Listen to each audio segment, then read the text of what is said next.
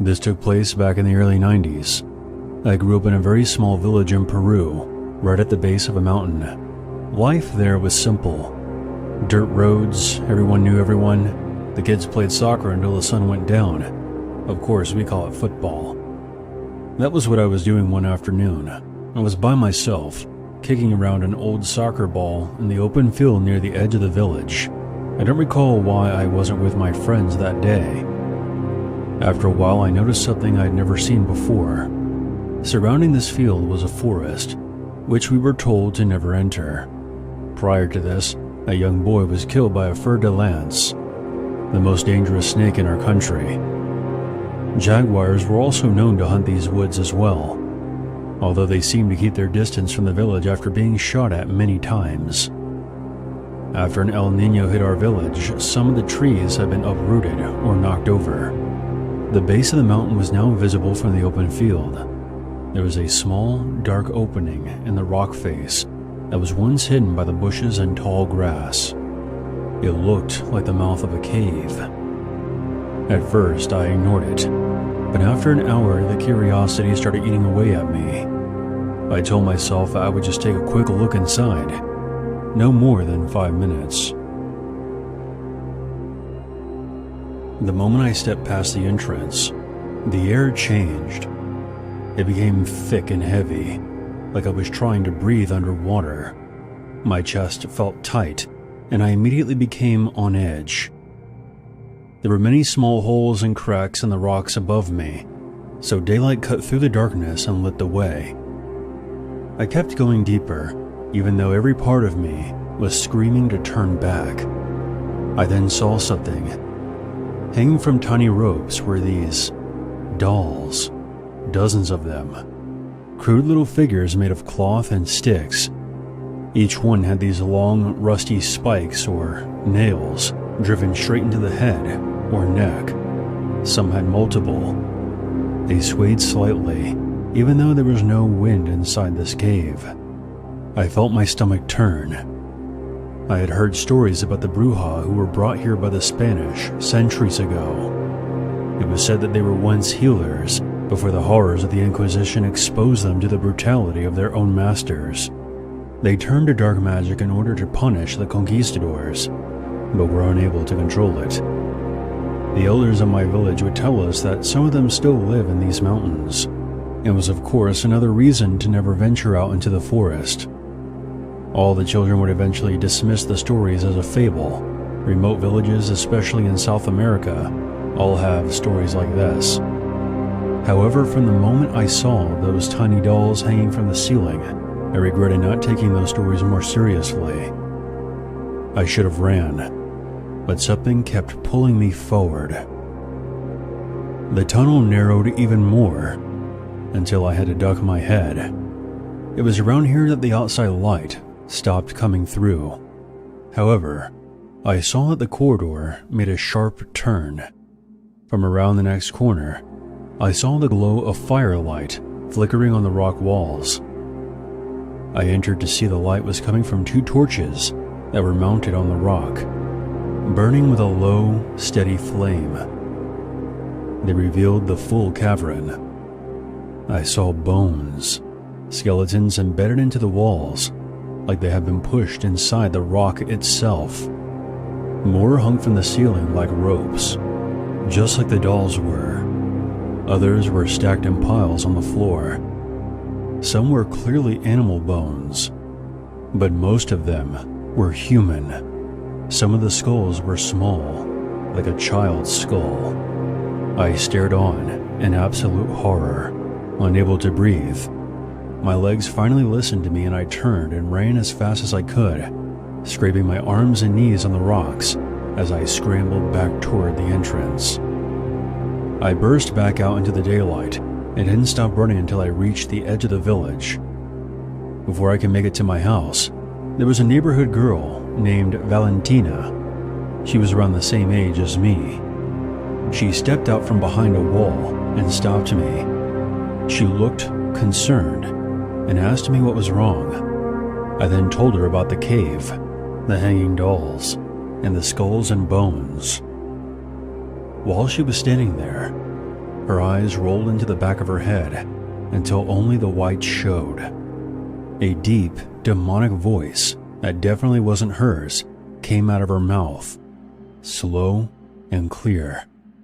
"If you tell anyone about what you saw, your entire family will perish." Valentina then collapsed to the ground. A second later, she woke up, confused, asking what happened. I helped her up, mumbled something about her fainting, then ran the rest of the way home without saying another word. I never told anyone else about what I saw. Not my parents, not my friends, not a single soul. I lived the rest of my life in Peru carrying that secret like a stone in my chest. I do remember that when I would return to the open field to play soccer with my friends, I was unable to relocate the cave mouth again.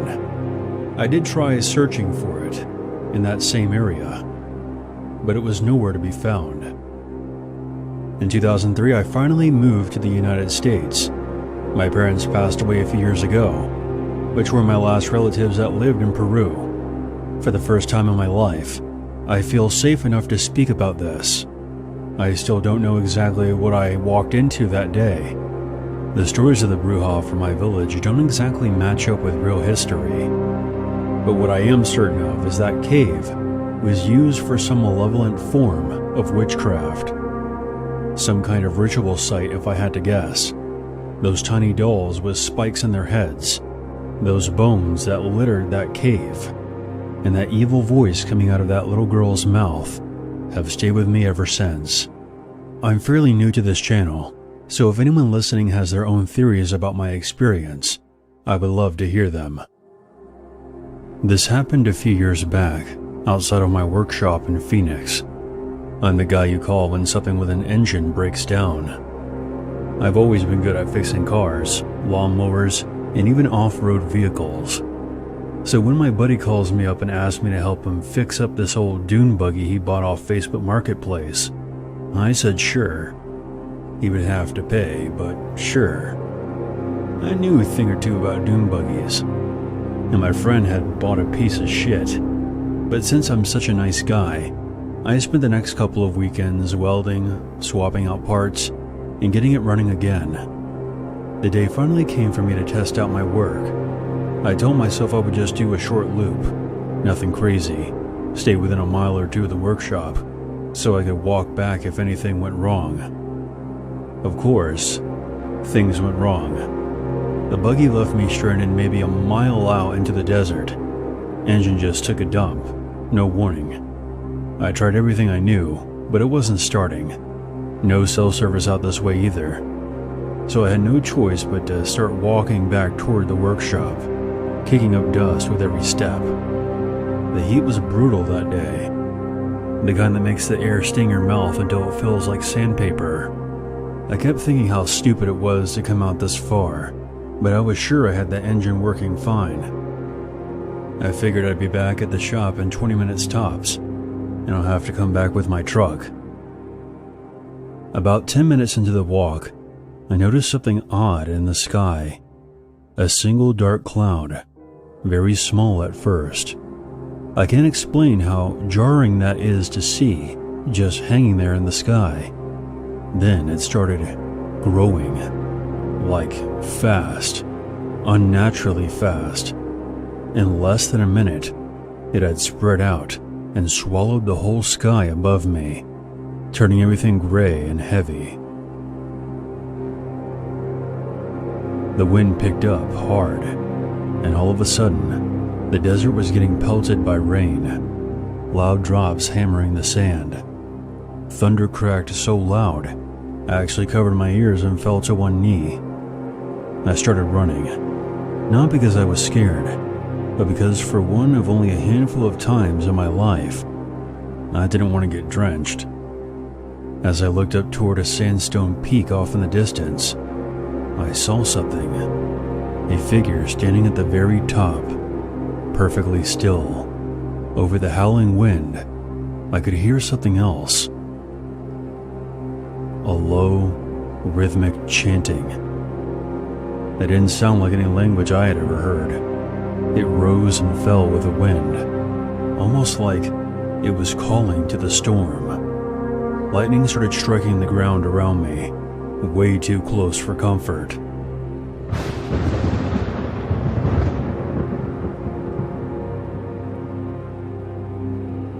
I spotted the old roof of a decommissioned gas station up ahead and sprinted for it, ducking under the overhang, just as another bolt lit up the sky.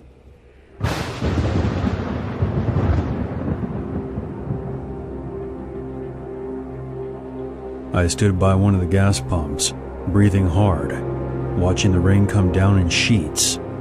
The chanting seemed to grow louder now, even though I was undercover. I kept scanning the ridge, but the figure had vanished into the downpour. I waited there, soaked, breathing hard. The storm was violent, but it only lasted for a few more minutes. Then, just like that, the clouds started breaking apart, and the rain stopped, and the thunder faded. The sky cleared like nothing had happened. I stepped back into the sand, and immediately noticed something was not right. I was still wet, but the ground was bone dry. The sand looked exactly like it had before the storm broke out. There were no puddles, no damp patches, nothing. I pulled out my phone and checked the weather forecast. Clear skies, 0 chance of rain. The same forecast it had been all day. I stood there for the longest time, heart still pounding, trying to make sense of what I had just seen. The figure on the peak, the chanting, the way the single cloud had exploded across the sky, and then vanished without leaving a single drop on the ground. It felt like something deliberate. I eventually made it back and grabbed my truck and towed the doom buggy back to the workshop. It was a clogged filter if you were curious. Fixed the engine the next day, and that was that. I still think about that phantom storm every now and again. Rain clouds don't just swallow the entire sky in seconds and then vanish without leaving a trace. And then there was that chanting. That figure standing up on the sandstone, almost like it was calling the storm down on purpose. I don't know what it's all about, but something tells me that this might be witchcraft related. Definitely not something I fuck with. Ever since, I make sure not to go too far out when I'm test driving something. This happened way back in the mid-1970s, when I was just a little kid growing up in a small town in Ohio, about 20 miles south of Cleveland. Our neighborhood was way out in the backwoods. In those days, it was just dirt roads, thick trees, and not much else. Me and a couple of other neighborhood kids, all between the ages of 7 and 9, used to play hide and seek almost every day after school, because there was nothing else to do. Our favorite spot was this big old abandoned 2-story house that sat behind the old neighborhood. It used to be a bed and breakfast at one time, and it was run by this old lady. When she passed away, the house sat empty for many years. No one bought it, no one tore it down. It was just there. Perfect for us kids looking for a good hiding spot. One afternoon, we were playing like usual. I wanted to pick a different hiding place so no one would find me too quickly. I snuck around the back of the house, pushed open the door, and made my way up the stairs to the attic. Unlike my house, which had the classic drawstring folding ladder, this attic had its own stairwell from the upstairs hallway. I climbed the creaky steps and entered.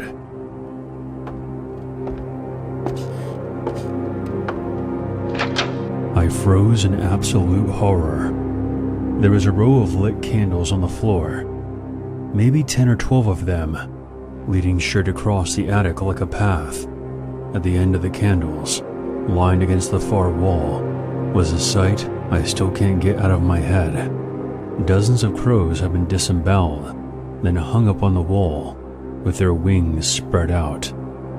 Their insides were arranged in strange patterns on the floorboards. The smell hit me all at once, and I felt my stomach flip. I turned and ran. I didn't even try to be quiet. In fact, I was screaming. I flew down the stairs, burst out the back door, and sprinted straight to my friends who were still in the yard. "You guys have to come see this. There's candles and dead crows in the attic. Someone nailed them to the wall." They looked at me like I was crazy, but they followed me back anyway. When we got to the house, the back door was still open, but when we climbed the stairs to the attic door, it was locked. It wouldn't budge no matter how hard we pushed or kicked it. We couldn't see any candlelight flickering underneath the door either. My friends didn't believe my story. They said I was making the whole thing up, and that I was the one that locked the door. When I told my parents that night, they just laughed it off and told me to stop making up stories, and to also stop going into that old house. No one believed me, not a single person. I actually listened to my parents, and avoided going in that house for future games of hide and seek, before it was finally torn down to make room for the expanding neighborhood.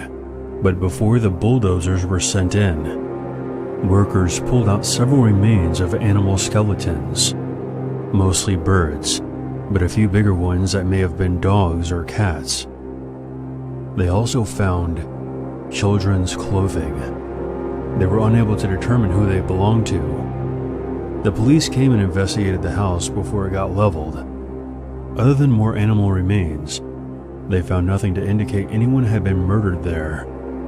Decades have passed, and I still think about those lit candles and those poor crows nailed to the wall.